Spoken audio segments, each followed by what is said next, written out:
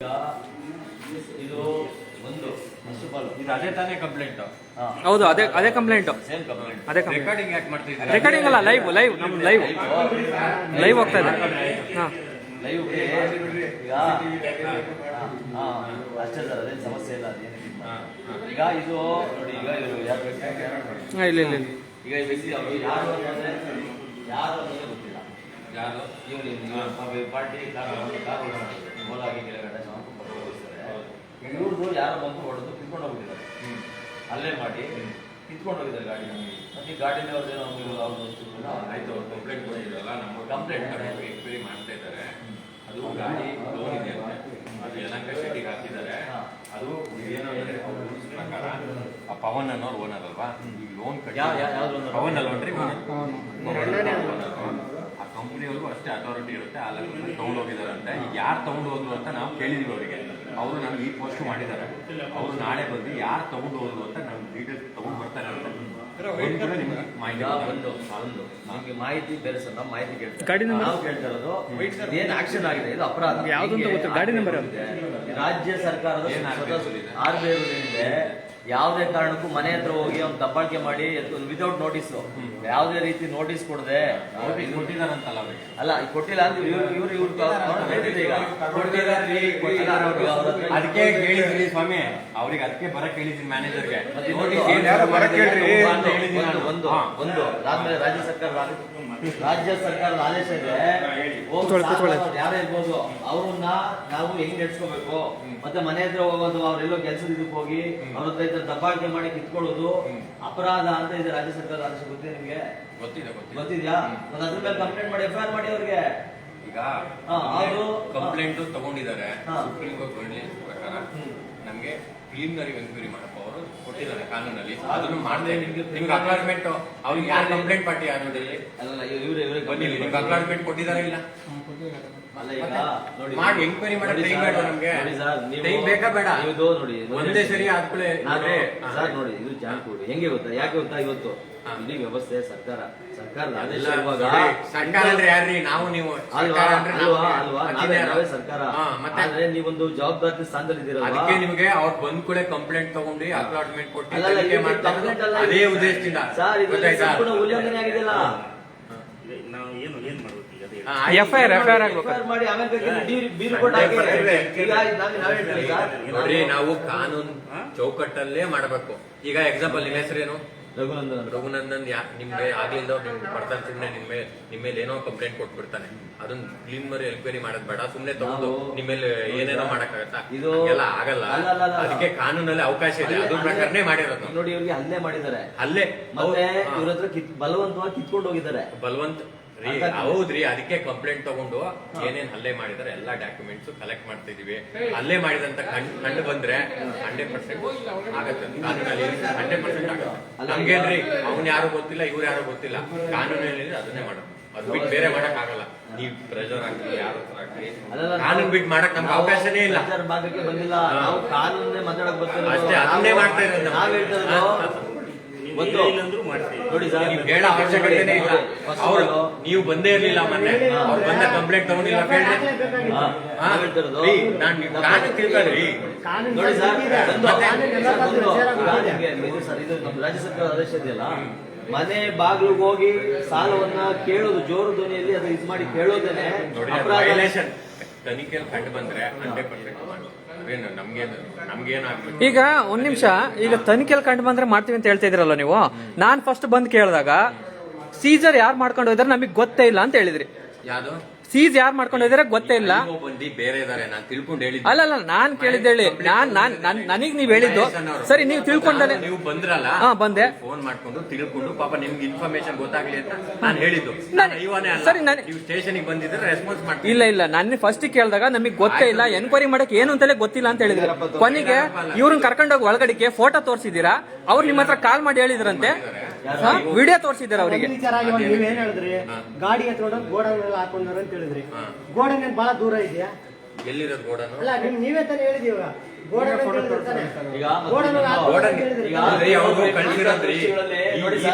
ಈ ತರ ಸೂಕ್ಷ್ಮ ವಿಷಯಗಳಲ್ಲಿ ನೀವು ಪ್ರಿಲಿಮಿನರಿ ಎನ್ಕ್ವೈರಿ ನೀವು ಹೇಳ್ತೀರಿ. ನೀವು ನಾನು ಹೇಳ್ತೀನಿ ಕೇಳಿ, ಕರೆಕ್ಟ್, ನೀವು ಹೇಳೋದು ಕರೆಕ್ಟ್. ಪ್ರಿಲಿಮಿನರಿ ಎಂಕ್ವೈರಿ ಏನ್ ಗೊತ್ತಾ, 7 ವರ್ಷ ಶಿಕ್ಷೆ ಇರುತ್ತಲ್ಲ, 7 ವರ್ಷ ಶಿಕ್ಷೆಗೂ ಒಂದು ಕಮ್ಮಿ ಎಂಕ್ವೈರಿ ಯಾವ ಕಂಪ್ಲೇಂಟ್ ಆರೋಗಿ ಅಂದ್ರೆ FIR ಮಾಡದಲ್ಲೇ ಪ್ರಿಲಿಮಿನರಿ ಎನ್ಕ್ವೈರಿ ಮಾಡ್ತೀರಾ? ಮಾಡ್ಬೋದು. ಅಲ್ಲ ಅದನ್ನೇ ಸರ್, 7 ವರ್ಷ ಅಫೆನ್ಸ್ ಲೆಸ್ ದೆನ್ 7 ಇಯರ್ ಬೇಕು. ಅಲ್ಲೇ ಮಾಡಿ ಕಿತ್ಕೊಂಡು ಹೋಗಿರೋದು ದರೋಡೆ, ಇದಕ್ಕೆಲ್ಲ ಎಷ್ಟು ವರ್ಷ ಇದಾಗುತ್ತೆ ಸರ್? ಯಾವುದು ಈಗ ಅಲ್ಲೇ ಈ ದರೋಡೆ ತಾನೇ ಇದು ಒಂದು ರೀತಿ. ಇದು ದರೋಡೆ ಅಂತೀರಾ ನೀವು? ಹೌದು. ಅಲ್ಲೇ ಮಾಡಿ ಈಗ ಯಾರು ಕೃಪಾಲ್ ಸರ್ ನೋಡಿ, ಇದು ಏನ್ ಗೊತ್ತಾ, ಇವರು ಅವ್ರು ಯಾವ್ದೇ ಐಡಿ ಕಾರ್ಡ್ ತೋರಿಸಿಲ್ಲ, ಇದಕ್ಕೆ ಸಂಬಂಧಪಟ್ಟವರು ಅಂತ ಇವ್ರು ಯಾವ್ದೇ ನೋಟಿಸ್ ಕೊಟ್ಟಿಲ್ಲ. ನೀವು ಹೇಳ್ತಾ ಇದ್ದೀರಾ ಅವ್ರು ಎಲ್ಲ ಕೊಟ್ಟಿರ್ತಾರೆ, ನೀವು ಸುಮ್ನೆ ಮಿಸ್ಗೈಡ್ ಮಾಡ್ತಾ ಇದ್ದೀರಾ. ನಾವು ಮಿಸ್ಗೈಡ್ ಮಾಡಿಲ್ವಾ? ಅವರು ಈ ಪೋಸ್ಟರ್ ಕಳ್ಸಿದಾರೆ, ಅವ್ರಿಗೆ ತೋರಿಸಿದ್ದಾರೆ. ಏನೇ ಅದು ತೋರಿಸಿ, ಈಗ ಆಂಧ್ರ ಕಡೆ ತೋರಿಸಿ. ಯಾರು ಕಳ್ಸಿದ್ದಾರೆ ಸರ್ ಈ ಪೋಸ್ಟ್? ಸ್ಟೇಷನ್ ಕಳ್ಸಿರ್ತಾರೆ, ಯಾರು? ಸ್ಟೇಷನ್ ಮೇಲೆ ಕಳ್ಸಿರ್ತಾರೆ, ಸ್ಟೇಷನ್ ಕಳ್ಸಿರ್ತಾರೆ, ಇಂಟಿಮೇಷನ್ ಕೊಡ್ತಾರೆ ಸ್ಟೇಷನ್ಗೆ. ಯಾವುದೇ ಸೀಸರ್ ಯಾವಾಗ ಬಂದಿದ್ದಾರೆ ತೋರಿಸ್ತಾರೆ, ಯಾವಾಗ ಕೊಡ್ತಾರೆ, ಅವ್ರನ್ನ ಇದರಲ್ಲೇ ಎಲ್ಲ ಕೊಡ್ತಾರೆ. ಮಹೇಶ್ ಕಳ್ಸಿದ್ದಾರೆ, ಅವ್ರಿಗೆ ನಾನು ತೋರಿಸ್ತೆ. ಅಲ್ಲ ಇದು ಪರವಾಗಿಲ್ಲ. ಆಯ್ತು, ಅದ್ ನಿಮ್ಗೆ ನೀವು ಏನಾದ್ರು ವೈಲೇಷನ್ ಆಗಿದ್ರೆ 100% ಕೇಸ್ ಆಯ್ತಾ? ವೈಲೇಷನ್ ಆಗಿದ್ರೆ 100% ಅಷ್ಟೇ ಹೇಳ್ಬೋದು. ಅಷ್ಟೇ ನಾವು ಲೈವ್ ಆಗಿ ಮಾಡ್ತಿದ್ವಿ ಇದೇ ಕಾರಣಕ್ಕೆ. ನೀವು ಈಗ ಏನ್ ಹೇಳ್ತೀರಾ ನೋಡ್ರಿ, ನೀವು ಲೈವ್ ಮಾಡೋ ಅವಶ್ಯಕತೆನೇ ಇಲ್ಲ, ನಮ್ದೇ ಲೈವ್ ಇದಾವೆ. ನಾವು ನಿಮ್ದು ಈಗ ಲೈವ್, ನಮ್ 1 ವರ್ಷ ಲೈವೇ ಇರುತ್ತೆ. ನಾನು ಈ ಲೈವ್ ನನಗೆ ಗೊತ್ತಿದೆ ಲೈವ್ ಹೆಂಗೆ ಅಂತ. ಕಂಪ್ಲೇಂಟ್ ಕೊಡ್ಬೋದು, ಕಂಪ್ಲೇಂಟ್ ಹತ್ರ ದುಡ್ಡು ಕೇಳಿದಾರೆ ಈ ಸ್ಟೇಷನ್ ಅಲ್ಲಿ. ನನ್ನ ಹತ್ರನೇ ಕೇಳಿದಾರೆ, ನನ್ನ ಹತ್ರನೇ, ಬೇರೆ ಯಾರು ಅಲ್ಲ, ನನ್ನ ಹತ್ರನೇ ಕೇಳಿರೋದು. ಈಗ 2 ವರ್ಷದ ಹಿಂದೆ ನಾನು ಈ ಸ್ಟೇಷನ್ ಬಂದಾಗ 2 ಗಂಟೆ ಮಿಡ್ ನೈಟ್ ತನಕ ಇದ್ದೀನಿ. ನಾನು ಇದಕ್ಕೆ ಕಂಪ್ಲೇಂಟ್ ಮಾಡಿದ್ದೆ, ನಾನು ಎನ್ಕ್ವೈರಿ ಬಂದಿತ್ತು, ಎನ್ಕ್ವೈರಿ ಬಂದಿತ್ತದು. ಆಮೇಲೆ ಹೌದು, ನಾನ್ ಕೂಗಾಡ್ತೇನೆ, ನಮ್ಮ ವಾಯ್ಸ್ ಇಷ್ಟೇ ಇರೋದು. ನಾ ಮಾತಾಡಿದೆ ಹಿಂಗೆ ಮುಂಚೆಗಳು ನಾನು ಅವ್ರ ಹತ್ರ ಸಂಬಂಧಪಟ್ಟಿರೋದೇ ನಾನು ಮಾತಾಡ್ತಾ ಇರೋದು. ಅದನ್ನೇ ನನಗೆ ರಿಲೆವೆಂಟ್ ಆಗಿದೆ, ಅದು ನನಗೆ ರಿಲೆವೆಂಟ್ ಆಗಿರೋದೇ ನಾನು ಮಾತಾಡ್ತಾ ಇರೋದು. ನಾನು ಅದನ್ನೇ ಹೇಳ್ತಾ ಇರೋದು. ಈಗ ಅದೆಲ್ಲ ಬೇಡ, ಅದನ್ನೇ ನಾನು ಹೇಳ್ತಾ ಇರೋದು ಇವಾಗ. ಅದನ್ನೇ ನಾವು ಈಗ ಮಾತಾಡ್ತಾ ಇರೋದು ಇವಾಗ.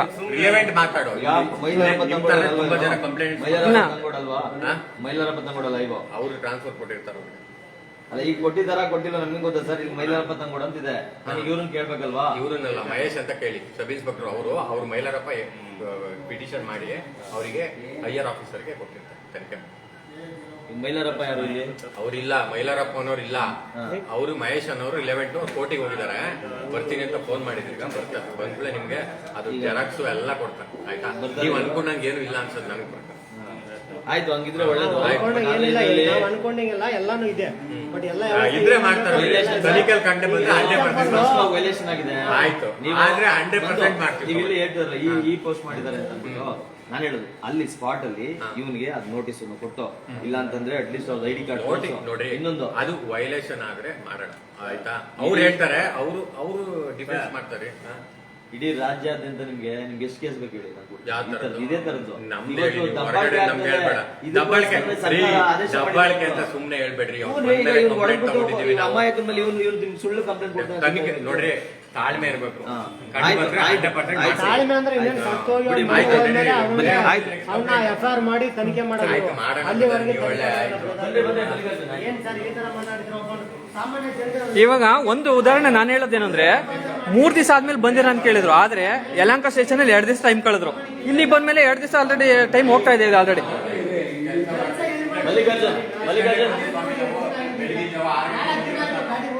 ಆಯ್ತು ಬಿಡಿ, ಮಾಡ್ತಾರೆ ಬಿಡಿ. ಆಯ್ತು ಬಿಡಿ, ಬನ್ನಿ. ಎಲ್ಲ ಡೀಟೇಲ್ಸ್ ತಗೊಳ್ಳಿ. ಎಲ್ಲದ್ದು ಇದು ರಿಜಿಸ್ಟರ್ ಕಂಪ್ನಿ ಇದೆ, ರಿಜಿಸ್ಟರ್ ಹೆಸರು ಇದೆಲ್ಲ ಬರ್ರಿ.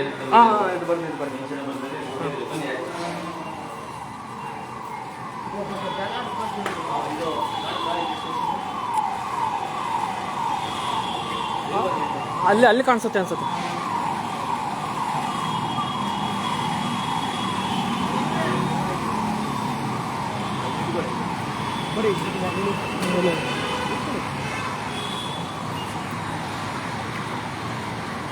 ನಮಸ್ಕಾರ.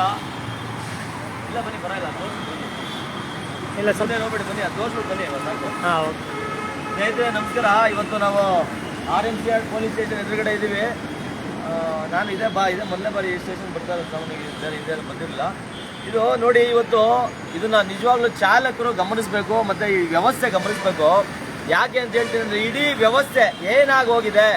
ಯಾಕೆ ಹೇಳ್ತಾ ಇದ್ದೀನಿ ಅಂತಂದ್ರೆ, ಇವತ್ತು ರಾಜ್ಯಾದ್ಯಂತ ಸಾವಿರಾರು ಚಾಲಕರು ನಮಗೆ 10,000 ಜನ ಬೆಳಿಗ್ಗೆ ಎದ್ರೆ ಕಾಲ್ ಮಾಡ್ತಾರೆ, ಸರ್ ಬರೀ 3 ತಿಂಗಳು ಎತ್ಕೊಂಡು ಹೋಗ್ಬಿಟ್ಟಿದ್ದಾರೆ, ನಂದು ಗಾಡಿ, ಇದು ಗಾಡಿ ತಗೊಂಡು ಲೋನ್ ಮೇಲೆ ಹಾಕ್ಸ್ಕೊಂಡಿರ್ತೀರಲ್ಲ, ಇವತ್ತು ಈ ಥರ ಸಾಮಾನ್ಯ ಜನರನ್ನ, ಸಾಮಾನ್ಯ ಚಾಲಕರನ್ನ ಒಂದು ರೀತಿಯ ಅಸಹಾಯಕತೆಯನ್ನ, ಸಾಮಾನ್ಯ ಜನರ ಅಸಹಾಯಕತೆ, ದೌರ್ಬಲ್ಯ, ವೈಫಲ್ಯಗಳನ್ನ ಇವತ್ತು ಈ ವ್ಯವಸ್ಥೆ, ಸರ್ಕಾರಗಳು ಮತ್ತೆ ಇಂಥ ಫಿನಾನ್ಸ್ಗಳು ಇವತ್ತು ಒಂದು ರೀತಿ ಅಂದ್ರೆ ಅವ್ರು ಅದನ್ನ ಒಂದು ರೀತಿ ದುರುಪಯೋಗ ಪಡಿಸ್ಕೊಂಡು, ಅವ್ರ ಅಸಹಾಯಕತೆಯನ್ನು ದುರುಪಯೋಗ ಪಡಿಸ್ಕೊಂಡು ಇವ್ರನ್ನ ಒಂದು ರೀತಿ ಮೂಲೆ ಗುಂಪು ಮಾಡಿ ಅಥವಾ ಕಷ್ಟದ ಕಾರ್ಪಣ್ಯದಲ್ಲಿ ಕೈ ತೊಳೆಯೋ ರೀತಿ ಇವತ್ತು ಇಡೀ ವ್ಯವಸ್ಥೆ ಈ ಸಮಾಜ ಎಲ್ಲ ಮಾಡ್ತದೆ. ಯಾಕೆ ಅಂದ್ರೆ ನೋಡಿ, ಎಷ್ಟಿಂದ ಎಷ್ಟು ಲಕ್ಷ ಹಣ ತಗೊಂಡಿದ್ದೀನಿ ಕಾರ್ ಮೇಲೆ?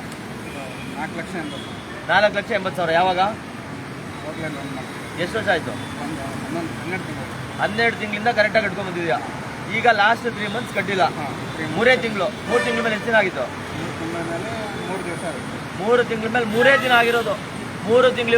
ಇವತ್ತು ನೋಡ್ತೀವಿ ರಾಜ್ಯಾದ್ಯಂತ ಇವತ್ತು ಬೆಂಗಳೂರಲ್ಲಿ ಏನೆಲ್ಲ ಏನೋ ಒಂದು ಗಾಡಿ ಕೆಟ್ಟೋಯ್ತು, ಇನ್ನೊಂದಾಯ್ತು, ಮತ್ತೊಂದಾಯ್ತು ಅಂದ್ರೆ ಏನೆಲ್ಲ ಸಮಸ್ಯೆ ಆಗುತ್ತೆ. ಮತ್ತೆ ಇವ್ರಿಗೆಲ್ಲ ಟ್ರಿಪ್ ಬೀಳಲ್ಲ, ಇನ್ನೊಂದು ಮತ್ತೊಂದು ಓಲಾ ಹೊಡೆಯೋದು, ಏನು ಹೊಡೆಯೋದು, ಓಲಾ ಊಬರ್ ಹೊಡೆಯೋದು, ಟ್ರಿಪ್ ಬೀಳಲ್ಲ, ಇನ್ನೊಂದು ಮತ್ತೊಂದು. ಮತ್ತೆ ಈ ಏನು ಹೇಳ್ತಾರೆ, ಟ್ರಾಫಿಕಲ್ಲಿ ಇಷ್ಟೆಲ್ಲ ಕಷ್ಟಪಟ್ಟು ಕೆಲಸ ಮಾಡಿ ಇವ್ರಿಗೆ ಎಷ್ಟು ಬಡ್ಡಿ ಇದರಲ್ಲಿ ಇದು ಮಾಡಿದ್ದು? ಎಷ್ಟು ಪರ್ಸೆಂಟ್ ಅಂತ ಏನು ಗೊತ್ತಿಲ್ವಾ? ಎಷ್ಟು ಲಕ್ಷಕ್ಕೆ 1 ಲಕ್ಷ? ಇಲ್ಲ, ಸಿಂಪಲ್ ಇಷ್ಟ ಅವರು 1 ಲಕ್ಷ ಅಂದರೆ ಎಷ್ಟು ವರ್ಷಕ್ಕೆ? 3 ವರ್ಷಕ್ಕೆ ಎಷ್ಟು ಅಂದರೆ ಅದು 6% ಅಲ್ಲ ರೆಡ್ಯೂಸ್ ಇಂಟ್ರೆಸ್ಟ್ ಇರುತ್ತೆ. ಅದೇ ಮ್ಯಾನ್ಯುವಲ್ಲಿ ಎಷ್ಟು ಪರ್ಸೆಂಟ್ ಇರುತ್ತಲ್ಲ ಅದಿದ್ರು ಗೊತ್ತಾಗುತ್ತೆ. ಯಾಕಂದರೆ ಆರ್ ಬಿ ಐ ರೂಲ್ ಇದೆ. ಇವತ್ತು ಎಲ್ಲ ಬ್ಯಾಂಕ್ಗಳು ಇವತ್ತು 22-24% ಅವ್ರದ್ದೆಲ್ಲ ಇದು ಏನು ಹೇಳ್ತೀವಿ, ಒಂದು ತಿಂಗಳು ಒಂದು ಸ್ವಲ್ಪ ಮುಂದೆ ಆದರೆ ಅವರಾಗೋ ಪೆನಾಲ್ಟಿಗಳು, ಪ್ರೊಸೆಸಿಂಗ್ ಚಾರ್ಜು ಎಲ್ಲ ಸೇರಿ ಸುಮಾರು 36%. ಅಂದರೆ 3% ಅಕ್ರಮ ಬಡ್ಡಿ. ಅದು 3%, ಹತ್ತಿರ 3% ಬಡ್ಡಿಲಿ ಇವತ್ತು ಇರೋ ಫೈನಾನ್ಸ್ಗಳು ಆರ್ ಬಿ ಐ ಇದರಲ್ಲಿ ಅಂಡರ್ ಆಗಿರುವಂಥದ್ದು, ಅದು ಆಗದೆ ಇರುವಂಥದ್ದು, ಇಲ್ಲಿಗಲ್ ಆಗಿ ಮಾಡ್ತಾ ಇರುವಂಥದ್ದು, ಈ ಥರ ಬಡ್ಡಿಗಳನ್ನು ಹಾಕಿ ದಂಧೆ ಮಾಡ್ತಾ ಇದ್ದಾರೆ. ಇಂತಹ ಸಮಯದಲ್ಲಿ ಇಂಥ ಚಾಲಕರ ಇದು ಪರವಾಗಿರಬೇಕಾದ ಸರ್ಕಾರಗಳು, ಈಗ ಸರ್ಕಾರ ಒಂದು ಮಟ್ಟಿಗೆ ಈ ಥರದ್ದು ಯಾರೇ ಸಾಲವನ್ನು ಈ ರೀತಿ ವಸೂಲಿ ಮಾಡೋದು, ಸಾಲದ ಹೆಸರಲ್ಲಿ ದಬ್ಬಾಳಿಕೆ, ದೌರ್ಜನ್ಯ ಮಾಡೋದ್ರ ಮೇಲೆ ಕಠಿಣವಾಗಿ ಕ್ರಮ ತಗೋಬೇಕು ಅಂತ ಆದೇಶಗಳು ಹೊರಟಿದ್ದಾವೆ. ಆರ್ ಬಿ ಐ ರೂಲ್ ಇದೆ, ಸುಪ್ರೀಂ ಕೋರ್ಟ್ ರೂಲ್ ಇದೆ, ಹೈಕೋರ್ಟ್ ರೂಲ್ಗಳಿದ್ದಾವೆ. ಇಷ್ಟಿದ್ರು ಇಲ್ಲಿ ಪೊಲೀಸರು ನಾವು ಪ್ರಿಲಿಮಿನರಿ ಎನ್ಕ್ವೈರಿ ಮಾಡ್ತೀವಿ, ಈ ವ್ಯಕ್ತಿಗೆ ಇಲ್ಲಿವರೆಗೂ ಬರೀ 3 ತಿಂಗಳ 3 ದಿನ ಹೇಳಿ 3 ಇವ್ರು ಏನ್ರಿ ಇವತ್ತು ಎಂತೆಂಥ ಇವರು ಕಳ್ಳರು, ಕದೀಮ್ರು ಈ ದೇಶಕ್ಕೆ ಉಂಡೆ ನಾಮ ಇಟ್ಬಿಟ್ಟು ಕೋಟಿ ಹಣವನ್ನು ದೋಚ್ಕೊಂಡು ಬೇರೆ ಕಡೆ ಇದ್ದಾರೆ. ಇವ್ರ ಯೋಗ್ಯತೆಗೆ ₹1 ಅವ್ರ ಹತ್ರ ಪೀಕಕ್ಕಾಗಿಲ್ಲ, ಅವ್ರದ್ದೇನು ಕಿತ್ಕೊಳ್ಳೋಕ್ಕಾಗಿಲ್ಲ. ಅಂಥ ಸಮಯದಲ್ಲಿ ಇಂಥ ಬಡ ಜನರ 3 ದಿನದ ಇದಕ್ಕೆ 3 ದಿನ ಹೆಂಗೆ ಅಂದರೆ ಹೆಂಗೆ ಕಡ್ಡಾ ಇರ್ತಾರೆ ಇವರು. ಸೀಸರ್ಗಳಿಗೆ ಅವ್ರಿಗೂ ಏನಂದರೆ ಸೀಸಿಂಗ್ ಅಮೌಂಟ್ ಬೇಕು, ಒಂದು ಹಿಡಿದ್ರೆ ಇಷ್ಟು ಕಮಿಷನ್ನು, ಒಂದು ಇದು ಮಾಡಿದ್ರೆ ಈ ಥರದ್ದೇನೋ ಅಂದರೆ ಎಕ್ಸ್ಟ್ರಾ ಬೋನಸ್ ಹಣ, ಅವ್ರ ಸಂಬಳ ಇದೆಲ್ಲ ಸಿಗುತ್ತೆ ಅನ್ನೋ ಕಾರಣಕ್ಕೆ ಇಂಥ ಬಡ ಜನರ ಕಷ್ಟ ಕಾರ್ಪಣ್ಯಗಳನ್ನು, ಅವ್ರ ನೋವುಗಳನ್ನು ಅರ್ಥ ಮಾಡ್ಕೊಂಡ್ರೆ ಬರೀ 3 ದಿನ ಅಂದರೆ 5ನೇ ತಾರೀಕು ಆಗ್ತದಂಗೆ ಹುಡ್ಕೊಂಡು ಸ್ಟಾರ್ಟ್ ಮಾಡ್ಬಿಡ್ತಾರೆ ಇವ್ರನ್ನ. 5ನೇ ತಾರೀಕು, 5ನೇ ತಾರೀಕು EMI 5ನೇ ತಾರೀಕಾ? 5ನೇ ತಾರೀಕು ಆಗ್ತಾ ಇದ್ದಂಗೆ ಇಂಥವ್ರು ಹುಡ್ಕೊಂಡು ಸ್ಟಾರ್ಟ್ ಮಾಡ್ತಾರೆ. ಎಲ್ಲಿದ್ದಾನೆ, ಗಾಡಿಯಲ್ಲಿ ಓಡ್ತಾ ಇದೆ, ಏನಾಗ್ತಾ ಇದೆ, ಎಲ್ಲ ಕಡೆ ಒಂದು ಗ್ರೂಪಲ್ಲಿ ಹಾಕ್ಬಿಟ್ಟು ನಾವು ಗ್ರೂಪ್ಗಳಲ್ಲಿ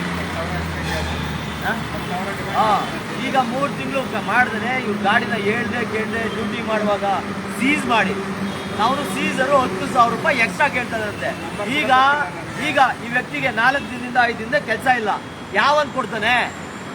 ಇವರು ಬ್ಯಾಂಕ್ ಅವರು ಅವ್ರ ಹಣವನ್ನ ಅವ್ರ ಬಡ್ಡಿ ಸಮೇತ ಕಿತ್ಕೋತಾರೆ. ಇವರು ಪೆನಾಲ್ಟಿನೂ ಹಾಕಿ ಪೆನಾಲ್ಟಿ ಸಮೇತ ಕಿತ್ಕೋತಾರೆ.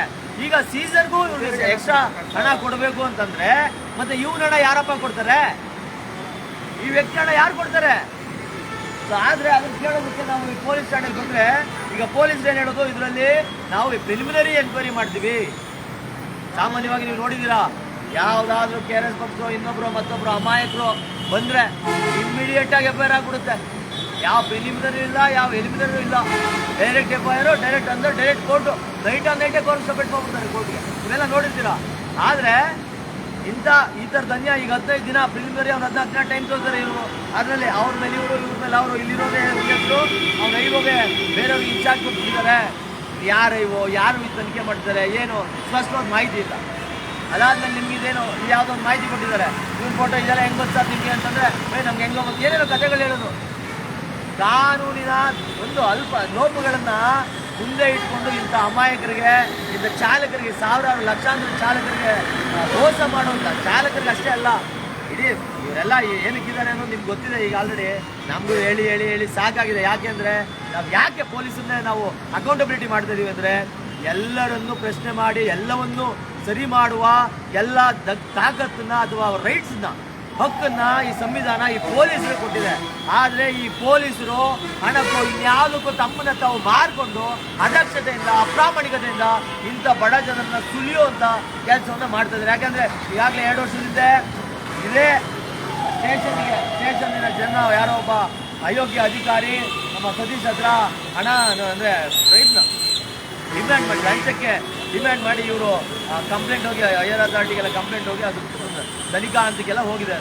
ಸೊ ಇದನ್ನೆಲ್ಲ ಇಟ್ಕೊಂಡು ಇವರು ದೊಡ್ಡ ಸಾಚಕರ ಥರ ಎಲ್ಲನೂ ಇದು ಮಾಡೋದು ಏನಿದೆ, ಇದು ನಿಜವಾಗ್ಲೂ ಮತ್ತೆ ಮತ್ತೆ ಇದರ ಅಯೋಗ್ಯತನ ಈ ವ್ಯವಸ್ಥೆ ವೈಫಲ್ಯ ಆಗ್ತಾನೆ. ಆದರೆ ಇದ್ರ ಬಗ್ಗೆ ನೀವೇನು ಹೇಳ್ಬೋದು, ಇದನ್ನು ಅದನ್ನೇ FIR ಮಾಡಿ ಅಂದರೆ ಪ್ರಿಲಿಮಿನರಿ ಎನ್ಕ್ವೈರಿ ಮಾಡ್ತೀವಿ ಅಂದ್ಬಿಟ್ಟು ಇದನ್ನ ಅಕ್ನಾಲ್ಜ್ಮೆಂಟ್ ಪಿಟಿಷನ್ ಹಾಕಿ ಕೊಟ್ಟಿದ್ದಾರೆ. ನೀವೇನು ಬೇಕಾದ್ರು ಮಾಡ್ಕೊಬೋದು, ನೀವೇನಾದ್ರು ಮಾಡ್ಕೊಳ್ಳಿ ಅಂತ ಅಂದ್ಬಿಟ್ಟು ಅದನ್ನೇ ಹೇಳ್ತಾ ಇರೋದು. ಈಗ ಎಲ್ಲರೂ ಸಾಮಾನ್ಯರಿಗೆ ಕಾನೂನು ಅರಿವು ಇರಲ್ಲ, ಹೆಂಗೆ ಬರಿಬೇಕು, ಇನ್ನೊಂದು ಏನೂ ಇರಲ್ಲ. ಅದನ್ನು ತಿದ್ದಿ ಸರಿ ಮಾಡಬೇಕು ಅಥವಾ ಇದನ್ನು ಪ್ರಾಮಾಣಿಕವಾಗಿ ನಾವು ಇವ್ರಿಗೆ ನ್ಯಾಯ ಕೊಡಿಸ್ಬೇಕು ಅನ್ನೋ ಬದ್ಧತೆ, ಕನಿಷ್ಠ ಕಾಳಜಿ ಇಲ್ಲದ ಅಯೋಗ್ಯ ಅಥವಾ ಪೊಲೀಸ್ ವ್ಯವಸ್ಥೆ ನಮ್ಮಲ್ಲಿರೋದು ರಾಜ್ಯದಲ್ಲಿ. ಆ ಕಾರಣಕ್ಕೆ ಇದು ಅಯೋಗ್ಯರು, ನಿಜವಾಗ್ಲೂ ಅಯೋಗ್ಯರು. ಇವ್ರು ಯಾಕೆ ನೋಡಿ ಅಂದರೆ ಅವ್ರು ಬರ್ತಾರೆ ಕೋರ್ಟ್ಗೆ ಹೋಗಿದ್ದಾರೆ ದೇಶದಲ್ಲಿ ಮಹಾನುಭಾವರು, ಅಂದರೆ ಹೋಗಿರ್ಬೋದು ಜಡ್ಜ್ ಹೌಸ್ ಕೋರ್ಟ್ಗೆ ಹೋಗಿರ್ತಾರೆ, ಹೋಮ್ ಕೋರ್ಟ್ಗೆ. ನನಗೆ ಗೊತ್ತಿಲ್ಲ ನಿಜವಾಗ್ಲೂ ಅವ್ರು ಯಾವ ಕೋರ್ಟ್ಗೆ ಹೋಗಿದ್ದಾರೋ ಏನು ಅಂತ. ಮತ್ತು ಇಲ್ಲಿ ಯಾರೋ ಇರ್ಬೋದು, ಇವರು ಈ ಅಧಿಕಾರಿ ಇರ್ಬೋದು, ಮೈಲಪ್ಪ ತಂಗೋಡ ಅಂತ. ಆದರೆ ಅವರಿಲ್ಲ, ಅವ್ರ ಮೇಲ್ಗಡೆ ಇನ್ಯಾರಿಗೋ ವಹಿಸ್ಬಿಟ್ಟಿದ್ದಾರೆ ಅನ್ನೋ ಥರದ ಇದನ್ನು ಹೇಳ್ತಾರೆ ಇವರು. ಹೇಳ್ಬೋದು ಏನೋ ಹೆಲ್ಪ್ ಮಾಡ್ತಾ ಇಲ್ಲ, ಅವರಂತೆ ಮಾತಾಡ್ತಾ ಇರೋದು. ನಾನು ಯಲಹಂಕದಲ್ಲಿ ಹೋದೆ, ಯಲಹಂಕ ನನಗೆ ಬರಲ್ಲ ಅಂತ ಹೇಳಿದ್ರು. ಈ ಲಿಮಿಟ್ಸಿಗೆ ಬಂದರೆ ಇವರು ಕೂಡ ಹೆಲ್ಪ್ ಮಾಡ್ತಾ ಇಲ್ಲ. ಕರೆಸ್ತೀನಿ ಅಂದರು, ಕರೆಸೂ ಇಲ್ಲ. ನಿಮ್ಮ ಹೆಸರು? ನನ್ನ ಹೆಸರು ಅಜಯ್. ಏನು ಕೆಲಸ ಮಾಡ್ತಾರೆ? ಡ್ರೈವರ್ ಆಗಿ ವರ್ಕ್ ಮಾಡ್ತಾ ಇರೋದು. ಗಾಡಿ RC ಬಂದು ಪವನ್ ಹೆಸರು, ಪವನ್ ಇಂಟಿಮೇಷನ್ ಮಾಡಿಲ್ಲ. ನಾನು ಡ್ರೈವರ್, ನನಗೆ ಬಂದು ದಬ್ಬಾಳಿಕೆ ಹಾಕಿ ಹೆದರಿಸಿ ವೆಹಿಕಲ್ನ ಕಿತ್ಕೊಂಡು ಹೋಗಿದ್ದಾರೆ. ನನ್ನ ವೆಹಿಕಲ್ ನನಗೆ ಬೇಕಷ್ಟೇ ಅಂತ ನಾನು ಪೊಲೀಸರ ಹತ್ರ ಕೇಳ್ಕೊಳ್ತಾ ಇದ್ದೀನಿ. ಅದು RC ಓನರ್ ಯಾರು? ಪವನ್ ಹತ್ರ ಕೇಳ್ಕೊಳ್ಬೇಕು. ಅವರು ಪವನ್ಗೆ ಇಂಟಿಮೇಷನ್ ಮಾಡಬೇಕಿತ್ತು. EMI ಕಟ್ಟಕ್ಕೆ ರೆಡಿ ಇದ್ದೀನಿ, ಆದರೆ 10,000 ಲಂಚ ಕೇಳ್ತಾ ಇದ್ದಾರೆ. ಲಂಚ ಏನಕ್ಕಂತ ನಾನು ಕೇಳ್ತಾ ಇದ್ದೇನೆ. ಅದಕ್ಕೆ ರಿಸಿಪ್ಟ್ ಕಟ್ತೀನಿ ಅಂದರೆ, ಲಂಚ ಅಂದರೆ ಅದಕ್ಕೂ 10,000 ನಾನು ಕಟ್ತೀನಿ ಅಂದರೆ ರಿಸಿಪ್ಟ್ ಕೇಳಿದೆ. ಅದಕ್ಕೂ ರಿಸಿಪ್ಟ್ ಕೊಡಲ್ಲ ಅಂತ ಹೇಳ್ತಾರೆ. ರಿಸಿಪ್ಟ್ ಕೊಡಲ್ಲ ಅಂದರೆ ಏನು ಮಾಡ್ಕೋತೀಯ ಮಾಡ್ಕೋ, ಏನು ಕಿತ್ಕೋತೀಯ ಕಿತ್ಕೋ ಅಂತೇಳಿ ಇಬ್ಬರು ಸೀಜರ್ಗಳು ಅಡ್ಡಾದಿಡ್ಡಿಯಾಗಿ ಮಾತಾಡ್ತಾರೆ. ಅಡ್ಡಾದಿಡ್ಡಿಯಾಗಿ ಮಾತಾಡಿ ಹೊಡೆದು ಇವ್ರಿಗೆ ಗಾಡಿ ಕಿತ್ಕೊಂಡು ಹೋಗಿದ್ದಾರೆ. ದಯಮಾಡಿ ಸ್ನೇಹಿತರೆ, ಚಾಲಕರು ಇದನ್ನು ಹೆಚ್ಚು ಶೇರ್ ಮಾಡಿ, ಒಂದಿಷ್ಟು ಚಾಲಕರು ಗೊತ್ತಾಗಲಿ. ನಾವಂತೂ ನಿರಂತರವಾಗಿ ಹೋರಾಟ ಮಾಡ್ತಿದ್ದೀವಿ. ಆದರೆ ಹಿಂಗಾದ್ರೂ ಈ ವ್ಯವಸ್ಥೆ ಬದಲಾಗುತ್ತಾ, ನಮ್ಮಿಂದ ಏನಾದರೂ ಈ ಚಾಲಕನಿಗೆ ಸಹಾಯ ಮಾಡ್ಬೋದಾ ಅನ್ನೋ ನಿಟ್ಟಿನಲ್ಲಿ ನಾವು ಇವತ್ತು ಬಂದ್ವಿ. ಆದರೆ ಇದನ್ನು ಕೊಟ್ಟಿದ್ದಾರೆ, ನೋಡೋಣ ಇದರ ಮೇಲಂತಕ್ಕೆ ಏನು ಮಾಡ್ಬೋದು ನಾವು. ಇದು ಕಾನೂನಿನ ಇದರಲ್ಲಿ ನಾವು ಇದ್ರ ಮೇಲೆ ಇನ್ನೇನು ಮಾಡ್ಬೋದು ಅನ್ನೋದು ನೋಡಿ ಮುಂದೆ ನಾವು ಮಾಡ್ತೀವಿ ಅಂತ ಹೇಳ್ತಾ ಇಲ್ಲ ಏನು ಮಾಡ್ತೀವಿ. ಈ ಕೇಸ್ನ ತೊಗೊಂಡು ಕೆಲಸ ಮಾಡ್ತಾರಂತ ಸತೀಶ್ ಮಾತಾಡೋದಿದ್ಯಾ? ಇಲ್ಲ, ಮಾತಾಡೋದೇನಿಲ್ಲ. ಆ್ಯಕ್ಚುಲಿ ಇವರು ನಮಗೆ ಕಾಲ್ ಮಾಡಿದ್ರು. ನಾವು ಕಾಲ್ ಮಾಡಿದ್ಮೇಲೆ ಇವ್ರ ಗಾಡಿನ ತಗೊಂಡೋಗಿ ಹಾಕಿರೋದು ಬಂದ್ಬಿಟ್ಟು ಯಲಹಂಕ ರೋಗಿಲ ಕ್ರಾಸ್ ಹತ್ರ ಹಾಕಿದ್ರು. ಸೊ ಹಂಗಾಗಿ ಅಲ್ಲಿಗೆ ಬರುತ್ತೆ, ಬರುತ್ತೆ ಅಂತ ಹೇಳ್ಬಿಟ್ಟು ಯಲಹಂಕಕ್ಕೆ ಕಂಪ್ಲೇಂಟ್ ಕೊಟ್ಟರೆ ಅಲ್ಲಿ 2 ದಿವಸ ಟೈಮ್ ಸ್ಪೆಂಡ್ ಮಾಡಿದ್ರು. ಹೆಂಗೆ ಅಂದರೆ ನಾಳೆ ಬನ್ನಿ, ಬೆಳಿಗ್ಗೆ ಬನ್ನಿ, ಸಂಜೆ ಬನ್ನಿ ಅಂತ. ಅಲ್ಲಿ 2 ದಿವಸ ಆದಮೇಲೆ ಅಲ್ಲಿಗೆ ನಾವು 0 ರಿಪೋರ್ಟ್ ಮಾಡಿ ಇಲ್ಲಿಗೆ ರಿಪೋರ್ಟ್ ಮಾಡಿ ಅಂತಂದರೆ ಇಲ್ಲ, ಅದು ಎಲ್ಲಿ ಕೃತ್ಯ ನಡೆದಿದೆ ಅಲ್ಲೇ FIR ಮಾಡಿಸ್ಬೇಕು, ನೀವು ಮಾಡ್ತಾರೆ ಹೋಗಿದ್ದು. ಅಲ್ಲಿಂದ ನೆನ್ನೆ ಕಳಿಸಿದ್ರು. ನೆನ್ನೆ ಬಂದು ಇಲ್ಲಿ ಮಾಡೋದು ಎಷ್ಟು 11:30 ಆಯಿತು. ಇವತ್ತು 11:30 ಆಗಿದೆ. ಇವಾಗ ಕರ್ಸೋಕ್ಕಾಗಲ್ಲ, ಒಂದು ಕೆಲಸ ಮಾಡಿ ಪಿಟಿಷನ್ ಹಾಕ್ಕೊಳ್ತೀವಿ. ಇವಾಗ ಬೆಳಿಗ್ಗೆಗೆ ಕರೆಸ್ಬಿಟ್ಟು ನಾವು ಎನ್ಕ್ವೈರಿ ಮಾಡಿಬಿಟ್ಟು ನಾಳೆ FIR ಮಾಡ್ತೀವಿ. ನಮಗೇನಾದ್ರು ಕಂಡು ಬಂತು ಅವ್ರು ಏನು ಸಂಡೇ ಇದೆ ಅಂತ ಹೇಳ್ತಾರೆ. ಅದು ಇವತ್ತು ನೋಡಿ ಶನಿವಾರ ರಜೆ ಇದೆ ಅಂತಾರೆ. ಆದರೆ ಇಲ್ಲಿ ಒಳಗಡೆ ಏನು ನಡೀತಾ ಇದೆ ಅಂದರೆ ಆ ಸೀಸರ್ಸ್ ಮತ್ತು ಪೊಲೀಸರಿಗೆ ತುಂಬ ಲಿಂಕ್ ಇದೆ. ಪೊಲೀಸ್ ಹತ್ರ ಲಿಂಕ್ ಇದೆ. ಏನು ಮಾಡಿದ್ದಾರೆ ಅಂದರೆ ಇವ್ರನ್ನ ಕರ್ಕೊಂಡು ಒಳಗಡೆಗೆ ಆ ಪೊಲೀಸ್ನವರೇನೆ ಇದೇನಾ ಗಾಡಿ ನಿಂದು ವಿಡಿಯೋ ತೋರಿಸಿದ್ದಾರೆ. ಅವ್ರು ಮಾತಾಡಿದ್ದಾರೆ ಇವ್ರ ಹತ್ರ. ನಾವು ಕೇಳಿದ್ರೆ ಆ ಸೀಸರ್ ಯಾರಂತ ಗೊತ್ತಿಲ್ಲ, ನಾವು ಹೆಂಗ್ ಎನ್ಕ್ವೈರಿ ಮಾಡಲಿ ಅಂತ ಕೇಳ್ತಾರೆ ನಮಗೆ. ಕೃಪಾಲ್ ಅನ್ನೋ ಸಬ್ ಇನ್ಸ್ಪೆಕ್ಟರ್ ಹೇಳ್ತಾರೆ, ಅವರೆಲ್ಲ ಮಾಹಿತಿ ಅವ್ರಿಗಿದೆ. ಆದರೆ ನಾನು ಇದಕ್ಕೆ ನನಗೇನು ಗೊತ್ತಿಲ್ಲ, ಸುಮ್ಮನೆ ಮಾಹಿತಿ ಕೊಟ್ಟರು, ಹಿಂಗೆ ಹೇಳಕ್ಕೆ ತೊಗೊಂಡೆ ಅಷ್ಟೇ, ನನಗೇನು ಗೊತ್ತೇ ಇಲ್ಲ ಅಂತ ಹೇಳ್ತಾರೆ. ಕೃಪಾಲ್ ಅನ್ನೋ ವ್ಯಕ್ತಿ ಲೈವ್ ಆಗಿದೆ, ಅವ್ರು ನನಗೆ ಗೊತ್ತಿಲ್ಲ. ಆದರೆ ನನಗೆ ಅವರು ಸೀಸ್ ಆಗಿದೆ ಅಂತೆ, ಇವ್ರು ಹಣ ಕೊಟ್ಟಿಲ್ವಂತೆ, ಮತ್ತು ನೋಟಿಸ್ ಕೊಟ್ಟಿದ್ದಾರಂತೆ, ಅದಂತೆ ಇದಂತೆ ಅನ್ನೋ ಥರದಲ್ಲಿ ಅಂತೆ ಕಂತೆಗಳನ್ನ ಹೇಳ್ತಾ ಇದ್ದಾರೆ. ಒಬ್ಬ ಪೊಲೀಸ್ ಅಧಿಕಾರಿಯಾಗಿ ಆ ರೀತಿ ಹೇಳ್ಬೋದಾ? ಮತ್ತು ಅಂತೆ ಕಂತೆ ಕೇಳ್ಕೊಳ್ಳೋದಕ್ಕೆ ಇವ್ರು ಯಾರು? ನಮ್ಗೆ ಅಟ್ಲೀಸ್ಟು ಯಾರು ಐವೋ ಇದ್ದಾರೆ ಅವ್ರು ಬರ್ತಾರೆ, ಇಂಥ ಟೈಮಲ್ಲಿ ಬರ್ತಾರೆ ಅಂದರೆ ಆಗೋಯ್ತು, ಮುಗಿಸಿತ್ತು. ಇವ್ರು ಯಾರು ಅದನ್ನೆಲ್ಲ ಕಂತೆಗಳು ಹೇಳೋದಕ್ಕೆ?